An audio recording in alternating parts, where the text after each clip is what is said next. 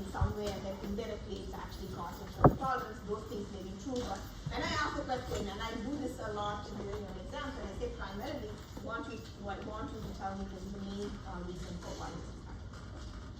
Okay? So the last question, I guess there is a poll here. The DNS protocol has a single protocol header which is used for both request and response. How many of you think it's true? Okay. How many of you think it's false? Okay. Yes, this is true. The same protocol header structure is used for both request and response. Like we saw last time, if you remember, there is a field for questions, there's a field for answers. So if it's a request, then you put this on the request field, and if it's a response, you do the other. So that's that. So let's close this poll. I have to figure out a better way to do these quizzes. Like I said, your assignment is now here. You can actually use this to submit. Hopefully there won't be any issues. Okay. I think we were in this DNS. We're almost done with DNS, but let me just quickly go over.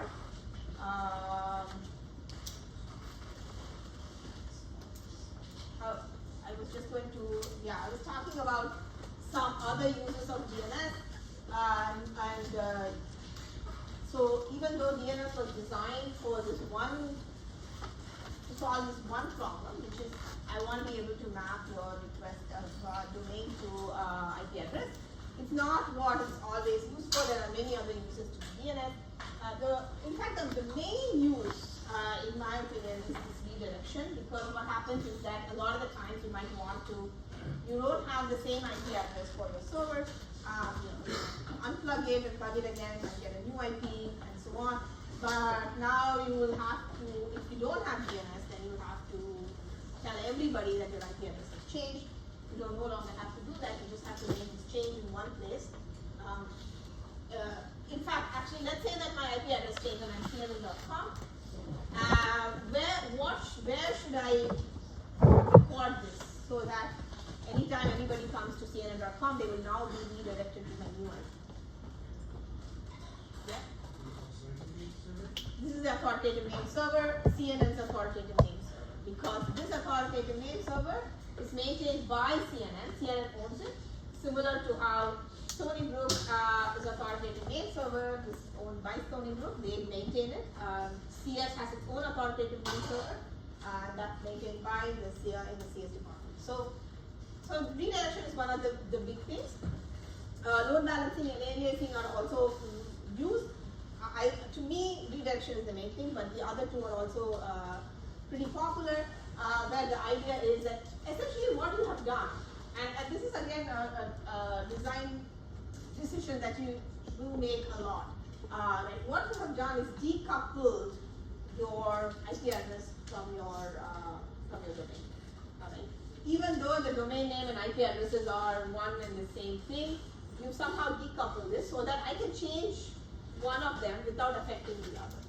This is again a very popular idea in systems in general, networking in particular, where you try to, when there are two things that are mapped together, we try to decouple the two so that you have a little bit more flexibility in changing one node to the other.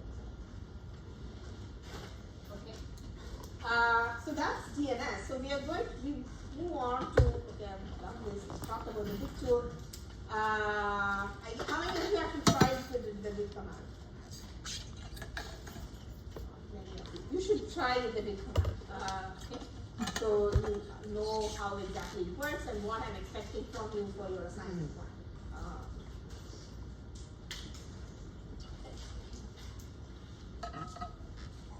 So any questions? So the last topic we're going to talk about in the application layer is caching and CDN. So unlike the first two topics, HTTP and DNS, both of them are protocols. And what does that mean? It means that you now have defined a header and you define a community semantics and you exchange information between using these protocol headers and you do something with it. In the case of HTTP, it is used to exchange objects. In the case of DNS, it is providing the service to map your domain name to IP address. But what we're going to talk about today is caching in general, but CDNs in particular, which is not a protocol, but more an infrastructure support that is provided by your application, so that application layer, so that you can do things faster. You can have better response. So this is not really a protocol, but more I'd say infrastructure support is what I would call. But before we go to CDNs, let's first talk about caching, because caching is the precursors to CDNs. First of all, how many of you have heard CDNs? Okay, what's the CDN? It's like a distributed network server that by like the kind of information from the first part of it is correct. It's a distributed collection of servers. That second part, not so sure. Yeah.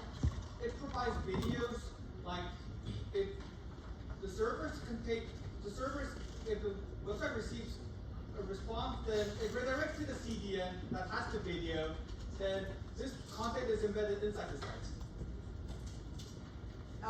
Okay.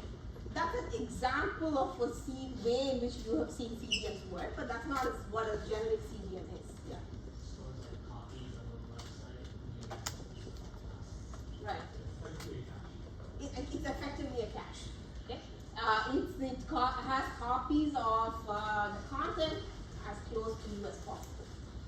So today we talk about what these CDNs are and why they are different from a cache, because we all know what a cache is and we don't call them CDNs. And so what is a CDN? First let's talk about cache, what a cache is, and then we talk about what CDNs are. So the most common way to think about cache is having a local cache. And again, we are talking about this in the context of web loads. Of course, you can have caching in everything. I already told you before. You can have caching in the memory. You can have caching in the operating system. You have caches everywhere you go at. I can't think of any system that does not need caching. DNS needs some caching. These are all different, right? They're all distinct. You should remember that. So when I say caching, I don't think it's just a generic term. It just means whenever I'm requesting for something, I'm going to maintain this locally so that next time I don't have to request. This could be anything. It could be a DNS request. It could be memory. What's the difference between caching and like a cookie? They are very different. Let me finish caching and I'll tell you how they are different. Yeah. They really have nothing to do with each other. But here they're going to talk about cache in a very specific way in the context of web pages. And a web page, what do you think caching will be? What does caching look like in a web page? Yeah.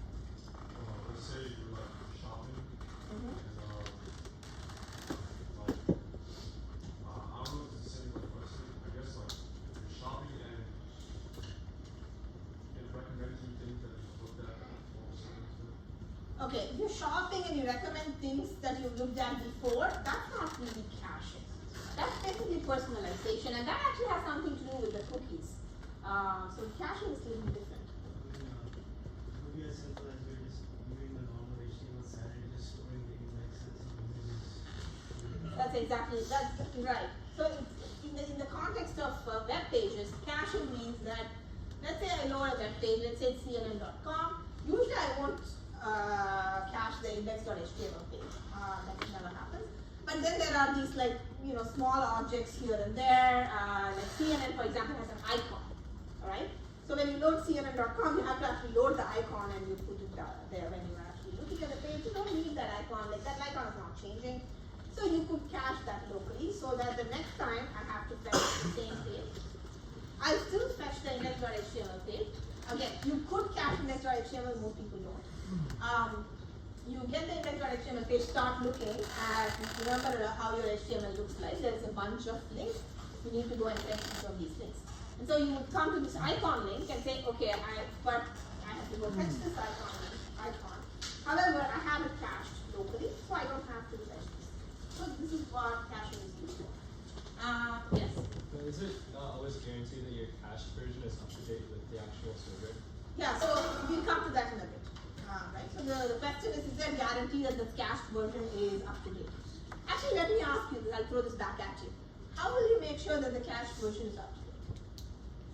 You assign some kind of ID, so like, you know, and like try to compare it to some ID tag. Sure, but that doesn't tell you whether it's up to date. It tells me whether it's in the cache or, so I can use an ID and tell me whether it's in the cache or not, but how do I know it's up to date? Yeah. Correct. That's exactly what you do. Anywhere there's a cache, whenever you cache anything, there's always a time to live or expiry that is associated with the cache. And you come up with this number that says, okay, this is the amount of time after which this cache is no longer valid. Now, how does somebody come get this time information? This is a guess. Okay? You're gonna guess and say, oh, I think this icon is probably not gonna change for, I don't know, at least an hour, so I'm gonna have an hour as the cache timer. Whereas this other thing might change, so I might not want to give too much time. This is an absolute guess. Now you can be wrong. Okay?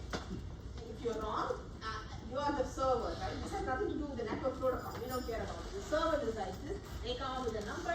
Usually on the web, the servers are very, very conservative. So they give you like the cache times are usually very small. They don't want to take a chance. But if they do and it's wrong, you load the old page. That's it. There's nothing you can do about it. You said by the browser stored in my computer. Correct. Stored in the computer. So,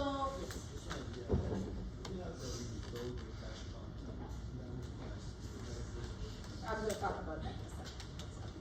So this is how caching works. And this is for the local cache. So where are you caching? You're actually caching on the browser. The browser has some space which it can, usually the browser is not allowed to, because of security reasons, the browser is not allowed to access file systems in your operating system.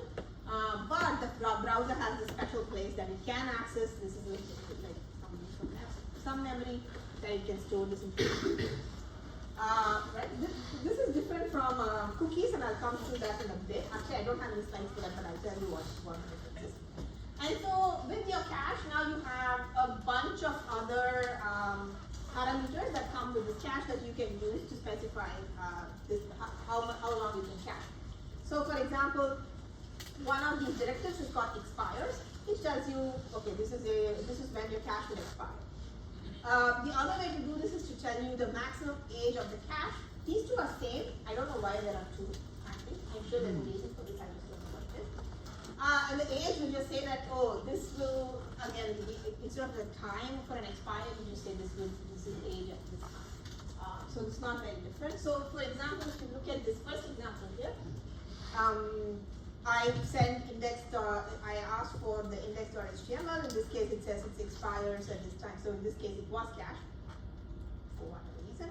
It says it expires on Friday at whatever time. Right? So that means that you can actually fetch this again from the same place. You don't have to fetch it. You can just do it there. Here, it says cache control max age is 2700. I don't know, maybe it's milliseconds or seconds. I don't remember what it is, but whatever it is, that it does. So you can either have expires or you can say max age. Both of them do the same thing. There is another thing to, you can also say no cache. Right? A lot of times you say, I don't want to cache this. Why would I say don't cache something? Because it updates very quickly. You're watching some game and you're looking at the score. Obviously, you don't want to cache the score because it's 15. Yeah. Do we decide what cache based on the difficulty to enter information or based on the how fast it's updating or the So usually servers are the ones who decide what to cache, right? I am CNN, I am the content provider. I know what my content is, right? So I will decide that based on what my content is, whether I want to update or not. So this is a very good question. So most of the time when you use this expire or age, you only take into account whether I can tell whether this cache is going to, this object is going to change or not. However, there might be the case that sometimes that I don't actually know whether this object is going to change or not. However, this object is really, really huge, which means that I probably don't to fetch this unless I absolutely need it. However, as a server, I have no idea whether this object is going to change. In which case, I can't really give you a cache expiring time because I don't know what that time is. In those situations, you do something called must revalidate. Okay, this is the last one that's used. It's called must revalidate. The idea, okay, if you think about what the word means, you can figure out what it's saying. It's essentially saying that instead of caching locally, I can send a request that says, hey, has this object changed since this time? Okay, I have cached the object, I just don't know whether it's changed or not. Has this changed? And now you can tell me, oh, it has changed, here's this new object. Or you can tell me it's not changed, so I can just use it. Right? So this is another way in which people use cache. So if you look at the first example, it's the request just says, is it modified since this date? Because that's the date of that object that I have stored in my local cache. In this case, it was not modified, so I just get sent back a response saying it is not modified, so this is okay. You can just use it from your local cache. In the second example, I said, oh, is this modified after this date? It happens to be modified, so I won't send you like, okay, it has been modified, and then ask you to request again. I'll just send you the modified version. Right? So in this case, I just send a response to the date. Now, is this something that is useful to do? Actually, what do you save and what do you not save when you use this must revalidate compared to using a cache with an expiry? What savings do you get and what savings do you not get? Yes. Well, I don't say time to like send the message, but we say the execution. Exactly. So you don't save on RTT, right? You don't save on latency because the latency is essentially RTT, the time taken for me to send some message and get back a response. I don't save on that because I'm actually sending a request and getting back a response anyway. However, I save on the transmission time, which is the time for after I get the first byte. How long does it take for me to get the rest of the packet? I save on that. Okay. So, given that, when do you think this is useful to have a must revalidate versus not?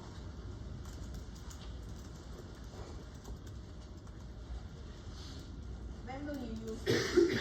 When does it not make sense? It's just a really big object would probably want to use it, but it's small. Exactly. Right? This is pretty obvious.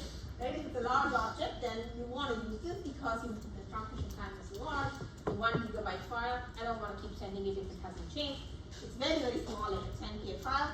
It makes no sense because the time it takes for me to get the object to the whole object versus the RTT is about the same. So I might as well just get it, just no point in doing this.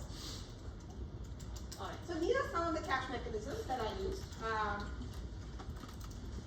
Actually, over here, let me talk about cookies. So cookies is slightly different. So when you're saying cache, what you're doing is there is an object that you need to load and you are going to store that locally so you don't have to load this object again. Cookie is similar to the cache in that you're storing something locally. Okay? But what you're storing is different. So what you're storing is not the object itself, but you're storing some kind of a tag that helps the browser identify who you are. So this browser says, okay, now I have your information, so let's assume, and this is specific to this, both of them are specific to this the web server, but take the example of Amazon. Okay? So Amazon, you go to Amazon, you log in, you leave your username and your password. What Amazon will do is to say, okay, now I know who you are because you gave me your username and password, and I'm going to give you this tag. Next time, if you send me this tag, I will know who you are without you having to give your username and password. Where is the tag stored? That's also stored locally within the browser's allowed memory space. So the browser will store both cookies and cache. But cache is used because you want to just load this locally. Cookies is used to just figure out who you are, to personalize the web page to you. So obviously there will be many cookies that are stored for various web pages that you go to that also use cookies. You have to allow that, but yeah, so that's the difference between. So this is one way of doing this, which is using a local cache. But caching can be done, just like I said that caching can be done for different applications. Similarly, caching can be done for different, at different levels. So instead of caching locally, I can do something called a web cache. So a web cache will be usually installed within at the edge of the university's system. So like let's say this is Stony Brook, all of the data goes through some gateway to the rest of the world. Usually you will have a web cache at that gateway. Similarly, you can do this with companies as well. Companies usually have their internal network, and then there's usually a gateway that goes to the rest of the world. Usually you have a cache. Sometimes these web caches are also called proxy caches. These are the same things, proxy and web. And the reason that you do this is that it's a little bit different from your local cache, right? Because I'm not storing it locally. I'm storing it somewhere midway between me and the server. So if you look at how you can represent this, so something like this. I have a browser. I have the origin server. The origin server, I sometimes call this an origin server, which means that that's the original server that has the content. And I have this intermediary, so this is sort of my proxy cache or my web cache. Now, I need to make sure that every request will go through this proxy cache. The easiest way, this is why usually it's better to have this as in your gateway, because if you are an organization, you have a gateway, all of the requests go through it. That's how most organizations, that's how they architected their network. And so that you go there, and then you have a cache here, very similar to the local cache that is used locally. This has an expiry date, blah, blah, blah. If this cache is a cache hit, I will send back the response to you. But if not, then I will send a request to the origin server. The origin server will respond to me, and then I will forward it to you. And I'll cache it as well, if it's cacheable. So from the server point of view, nothing has changed. Okay? If it tells something is cacheable, it's cacheable. If it's not, it's not. It needs to be revalidated. It needs to be revalidated. Nothing has changed from the origin server point of view. The only thing is now, instead of storing it locally in your browser, you're storing it somewhere in it. Yeah. So is the web cache shared by multiple users at once? It is by definition, right? Because now I have a gateway and it simply goes through it. So You wouldn't have like cookies on it. you cannot store cookies in there. It does, yeah, exactly. You cannot store cookies in there. But actually, to follow up on your question, you almost asked the question that I was going to ask next. What is the advantage of having a web cache? Yeah. It saves time during network, data link, and physical layers because you have less hops to go through. Right. So now what you're doing is, let's not talk about the lower layers yet. But what you're doing is, you're not going all the way to your origin server. So you're, especially if your cache is close to you, that means your RTT is much smaller. You don't have to go all the way. You can actually go quickly. Just a second. So anything else? What is another advantage of having it? You're saving on local storage. Okay, I don't have to store that much information locally. I don't have to manage it as well, so I just have somebody else manage it. What's another advantage?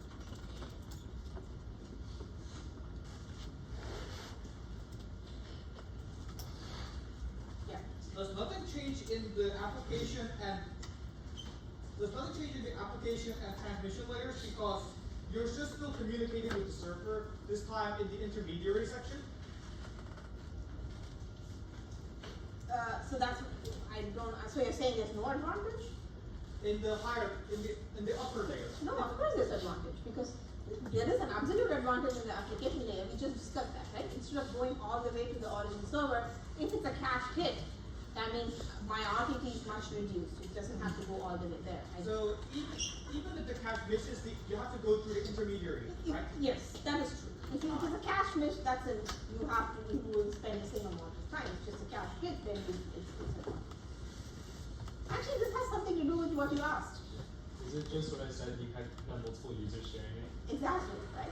Now you have multiple people stack that is stored. So even if I didn't go to CNN.com, but somebody else in my network went and that information is cached, then I actually get an advantage, right? If it's a local cache, then the only thing I can cache is what I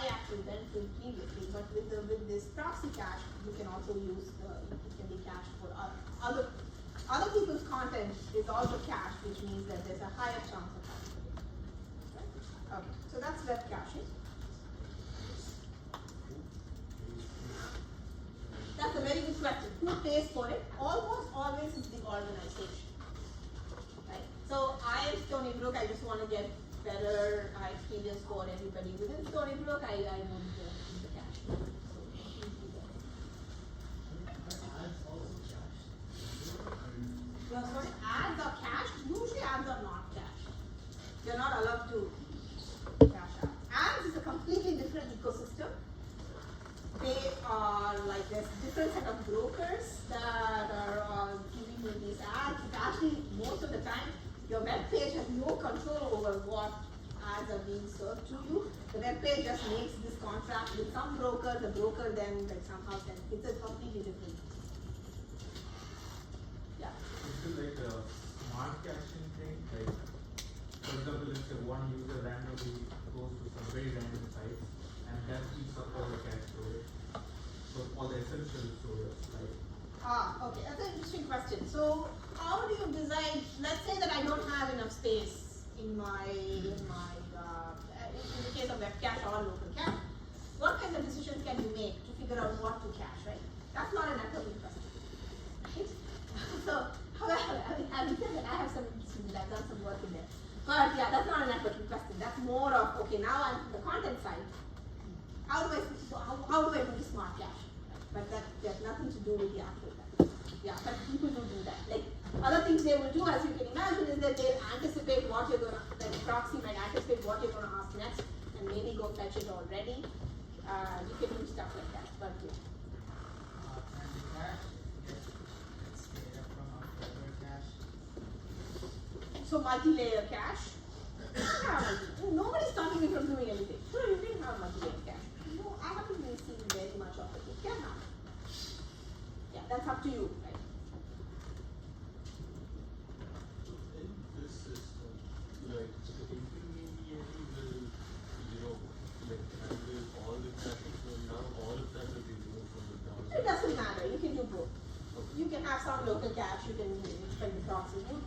Nobody's stopping you from. This is just an architecture. You can do whatever you want. So then how does that web section handle this? Like, how does it decide like okay, what is an intermediary? Again, that's up to you. That's not something that we don't care about this in the network world. Yeah.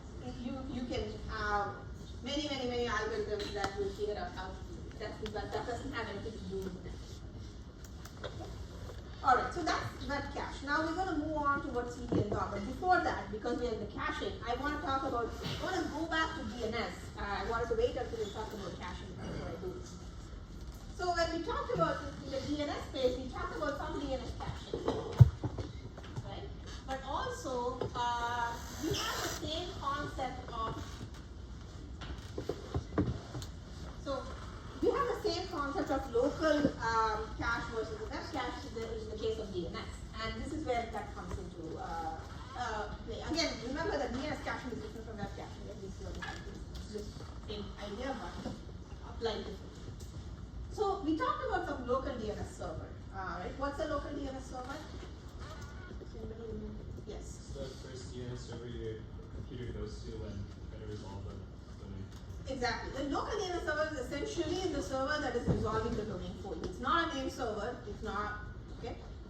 It does not have this mapping. It's definitely not the authoritative name server, but it's the server that's actually doing the resolution for you.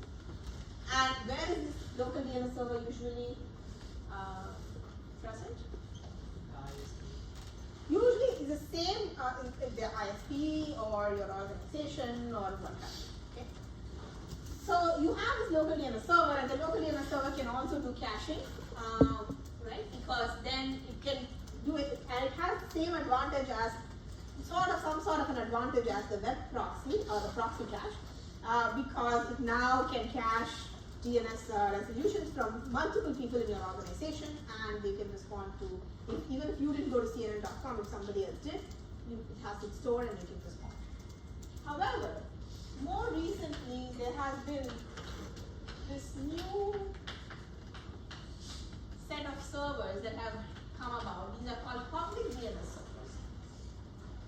Usually I'll ask a question about this in the assignment. This time I didn't, so that's why I want to talk about this. These public DNS servers. These are publicly deployed. They have nothing to do with your host organization, not your ISP, or nothing. But the IP address for those DNS servers are very well known, so everybody knows what these are. And you can go and ask these public DNS servers, and they will resolve this query for you. So rather than going to your local DNS server, you can go to this public DNS server. A classic example of this is Google. Google has these public DNS servers. In fact, one of the IP address of this is 8.8.8.8. So if you go to that public DNS server, it will do the resolution for you. And in fact, on your computer, you can set 8.8.8.8 to be your DNS resolver instead of your local DNS server. So why do you think this is used? What's the use of this?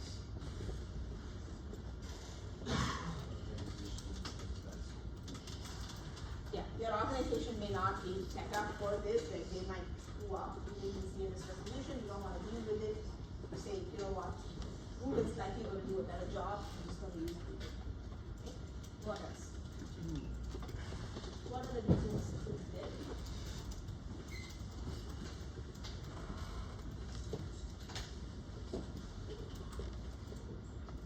Yeah.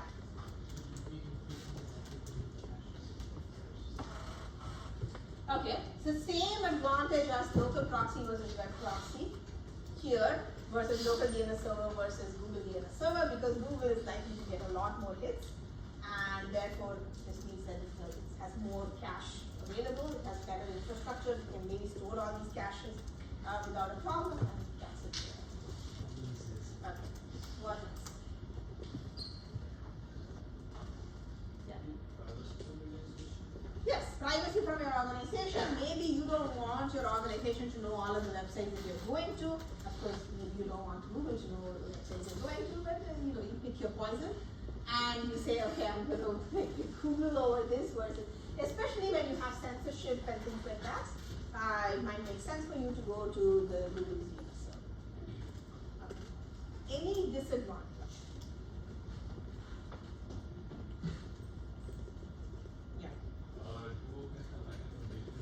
Yeah, so privacy goes both ways. Maybe I don't know if Google is better than your own organization doing this. Is really a difficult point at that time. Okay, that's a good point. The thing was, will it be slower? And this is a difficult question to answer, because it could be slow. It's not clear. Actually, there's been some studies, and the answer is it's not clear. And I'll tell you why it's not clear.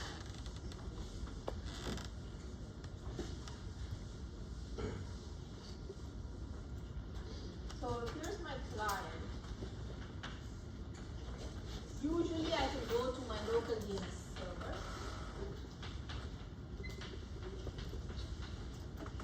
Instead, I'm actually going to go to my Google DNS server. I'm just going to call it public because there are many others, not just Google, that do the service. So, okay, this is the service. So on the one hand, this public DNS server may be far away compared to your local DNS server, so there might be some latency involved. However, usually this is not a problem. Google has DNS servers deployed all over the place, and you don't really get a lot of it.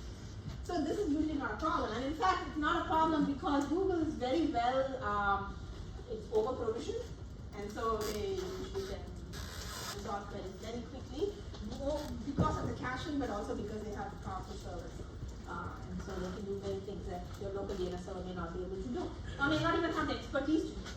Right? But the problem is that usually what will happen is, let's say the local DNS server sends you to my authoritative name server. The authoritative name server will look at the IP address of the local DNS server. Remember, they don't know the IP address of the client because they don't have that information. The client is never talking to the authoritative name server. But they know the local DNS server, and usually they will point you to the final server that is closest to you, right? Because I know where you are. However, if you're Google DNS server, all you don't really know where one's the closest DNS server, because I don't know where you are. You are the client. The local, the public DNS server could be anywhere, and so it's hard for me to figure out what's closest to you. So that's where you have problems. That's where the latency could be. And so on the one hand, you have better infrastructure, and therefore maybe latency will be smaller. But on the other hand, you may be redirected to a server that's not really close. Usually what will happen is these authoritative name servers will know where you are and will redirect you to, if there are multiple servers, they'll redirect you to somebody that's closest to you. That may not always happen. And so yeah, you can see parallels between this web cache, local cache, to this kind of local DNS server to public DNS server. That's it. Yeah. So you said Google has a bunch of DNS servers like all over the world. Yeah. Are they all aliased under 820.2020? Yes. Good. Very good question. Very good question. So I told you that there's lots of Google DNS servers, and I also told you that the IP address is 8.8.8.8. Means can you have multiple servers with the same IP address? That seems odd. Turns out you can. There is this, we talk about this later because I have to explain a bunch of things before we can discuss how this works. But if I go, this is something called any cost. The idea of any cost is that you have multiple servers with the same IP address, and somehow magically I figure out how to, which IP address I should go to, or which server I should go to, even though they all have the same address. And Anycast was around for a long, long time. Nobody ever used it. But since Google started doing exactly this public DNS service, they use Anycast, and now Anycast has become more common. But yeah, so that's exactly how this works. But we talk about Anycast when we discuss the networking layer. We talk about BGP, and then I'll discuss Anycast. All right. So that's about caching as well as DNS. Now let's go to CDN. So around I'd say end of 90s, actually not even end of 90s, end like 2001, 2002 time period, people started realizing that somebody asked who pays for this, right? So the web proxy is paid by the organization. So the organization can say, different organizations can say, hey, I want to improve performance for my client, and therefore I'm going to do something about it. But who's the one person who really cares about the performance of the client? It's the server, right? And the server has no control over any of this. The server cannot control what you're caching. By the way, the server can say cache this. I can completely ignore and not cache it. Right? You cannot force me to cache something. And especially with these web proxies, I have no control over this. So me as a server, what I can do is to say, okay, I'm going to have my content all over the world so that you will find some content closest to you. But then I have to now figure out how am I going to route the client to this content that is closest to you. I have to figure this out. But the other thing I also have to do is I'm a small company, let's say, now have to go and buy servers all over the world, manage all of these servers. This is all problematic. And so, because of these problems, there's something called the content delivery network. Sometimes it's called content distribution network, CDN, where formed. So the idea of CDN is as follows. Okay, every company wants to, every single web page wants to distribute their content all over the world so that you can get universal accessibility. This is problematic. Everybody cannot buy servers all over the world. Instead, you have one company, okay, that's the CDN, that buys servers all over the world. And then it provides this service to all companies. And it says, hey, you're the content provider, give your content to me, I'm a third party, I will store it in all of my servers and provide it to the end clients when they ask. That's the idea for this content distribution networks. Yeah. if it's all one third party that owns like everything, who owns the CDN? CDN is the company. There is a company, so there's one company, its job is to deploy servers all over the world and figure out a way to provide that service to all the other web companies. I am CNN, I am Facebook, not a big company. I'm CNN, I'm Times, I'm whatever, all of these companies now say, okay, I'll pay you, the CDN company. The most popular CDN company, the first company that started this is called Akamai. Akamai is a very popular company, actually, they do very nice work. So they will say, okay, Akamai, I'll pay you, please store my content. Akamai will then distribute this content all over their servers and provide it to the clients and everything else. And that's the model that's how CDNs are born. And so the idea is now, A, you're providing content provider, giving control back to the content providers on how you want your content to be distributed. You're no longer dependent on your client caching or having proxy caches. You can say, I will cache this closest to you. But two, the content providers themselves don't have to deploy these servers, manage them, and all of those things. They are actually just paying this content CDN to do this for them. Right? That's the biggest idea for CDN.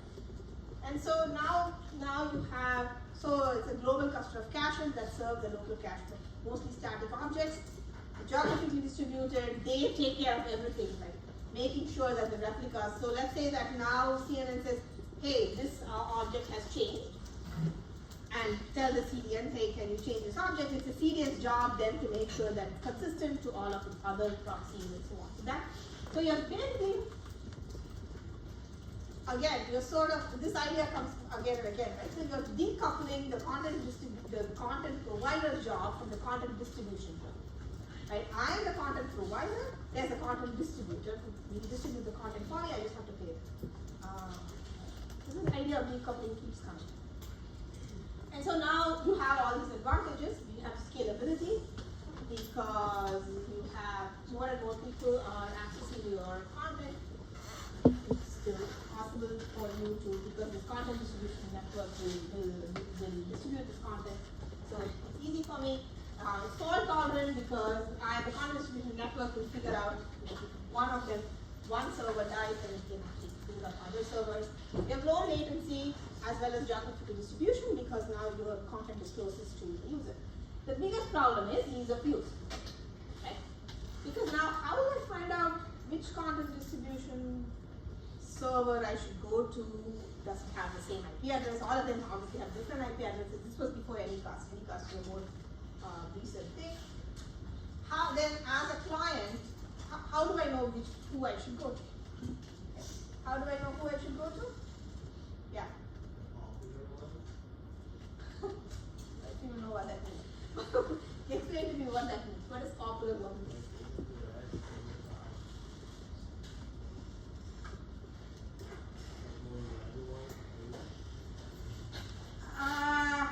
I think you misunderstood my question. I'm not asking how do I pick the content distribution network as a server. I can pick whoever I want. Okay? I can pick the one that's most reliable. My question is, I have now distributed this, right? Okay, so assume I am CNN. Okay. And then I have all these CDNs all over the world. Okay, so this is CDN 1, this is CDN 2, this is CDN 3. And I have a content that is stored in all of these CDNs. Okay. Let's say this is done. I distribute this content. And these CDNs, remember, are an independent entity. They're different from me. I'm the content provider. These are content distributors. Now I'm a client. I'm here. Right? How do I know which of these CDNs I should go to? Which is the closest to me? Yeah.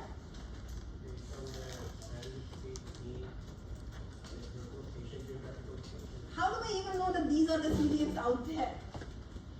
All I know at this point is I need to go to cnn.com/some object.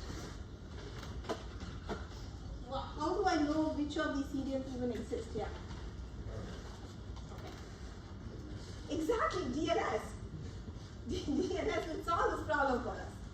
Okay? Because I can get my authoritative name server will have this information for me, and it will just say, oh, this is your IP address, I'm going to send this to you to the closest CDN.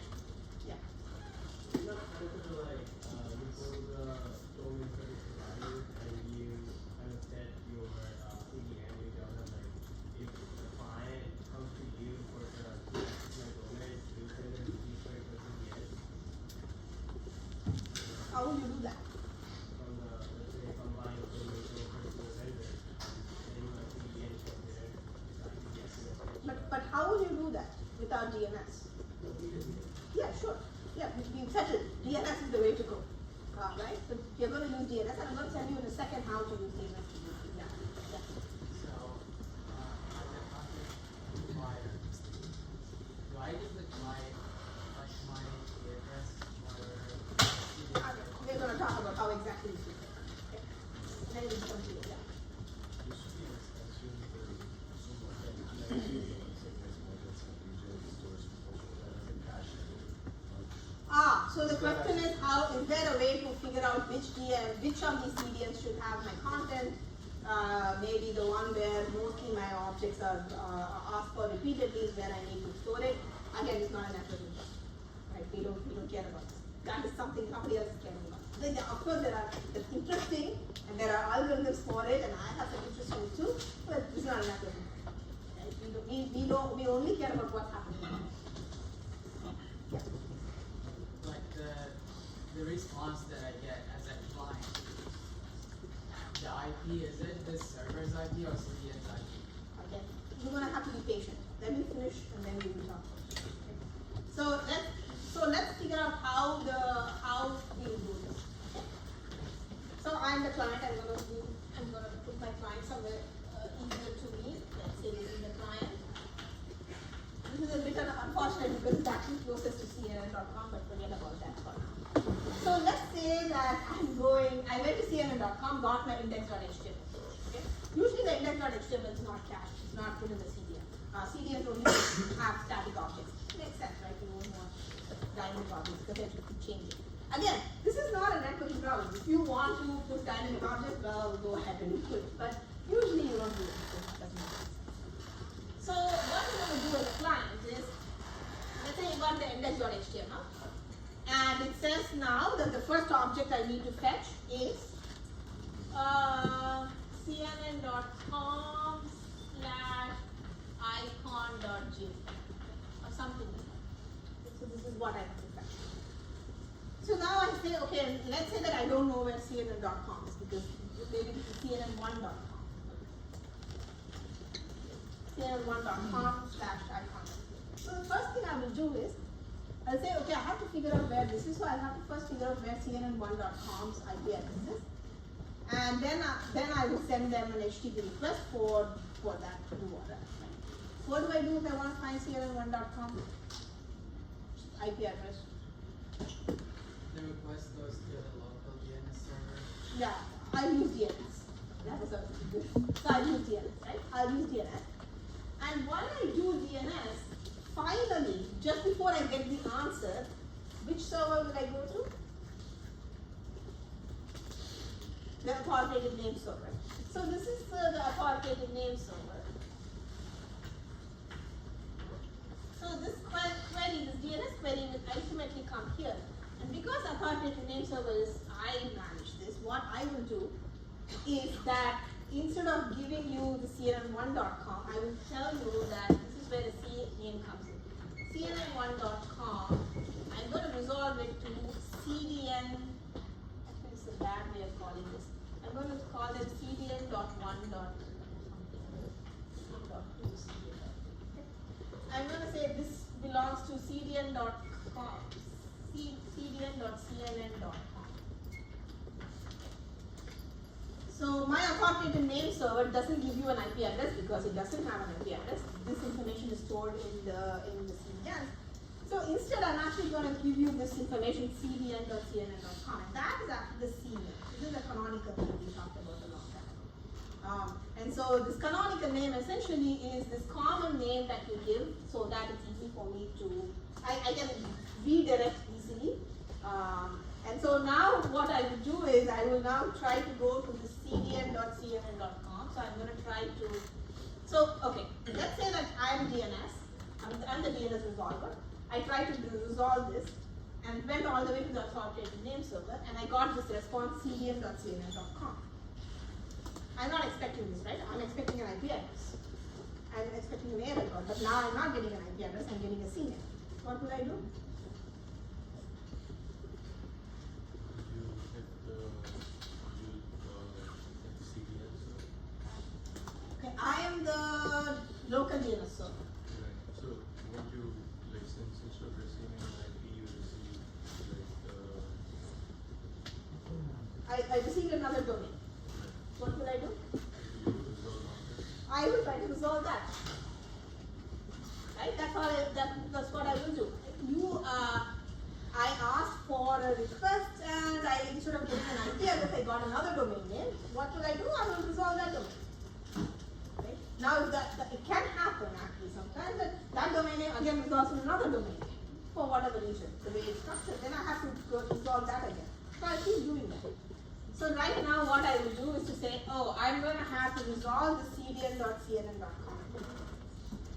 But lucky for me, the cdn.cnn.com, when I try to resolve this, it will go to whose authoritative name server? The CDN's authoritative name server. And the CDN's authoritative name server has information about all the CDNs that has this information. It will send you to the list. So, of course, when you do this kind of you do it this way, the problem is that you're going to have this kind of redirection. You have at least one redirection for sure, because you need to be redirected to the CDN. You might have multiple redirections.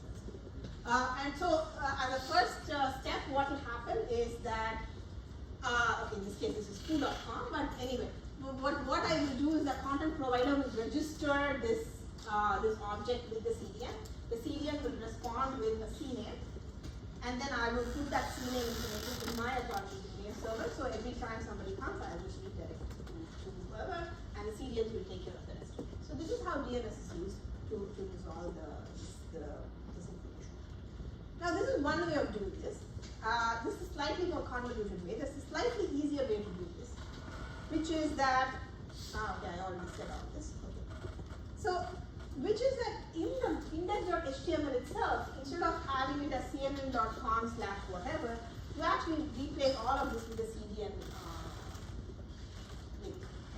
So in this case, for example, if I actually just call this foo.foodjpeg.cdn automatically, instead of actually having the original website, then the first time I try to resolve this, it will automatically go to the authoritative name server of the CDN, and I'm done. Now you can do either of the two. The first method is I register with the CDN. The CDN tells me a CNAME. I put that information in my authoritative name server and redirect to. The second method is that I still register with the CDN, and CDN gives me this website, the new URL. I just replace all of my URLs with the CDN URL, and both of these are valid. Yeah.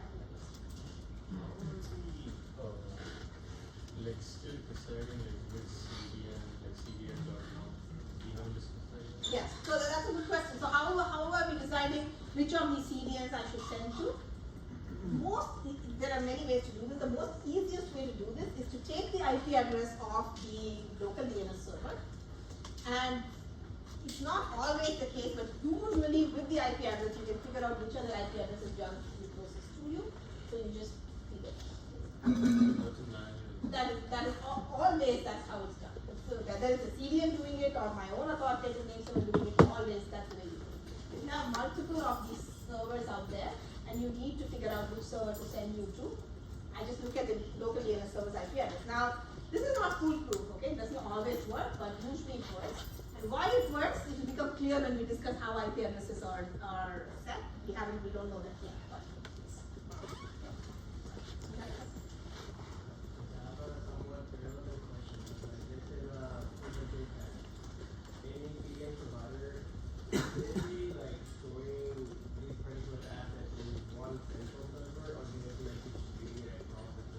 okay, so this is the same question I'm giving again. It doesn't matter to the network. Okay, that's your architecture, you do whatever it is that makes sense. There's no right answer there, but you can do whatever. The network doesn't care how you do it. CDN is only used for the web, or like can be used for So CDNs were designed for the web. It's used a little bit for a few other things like videos.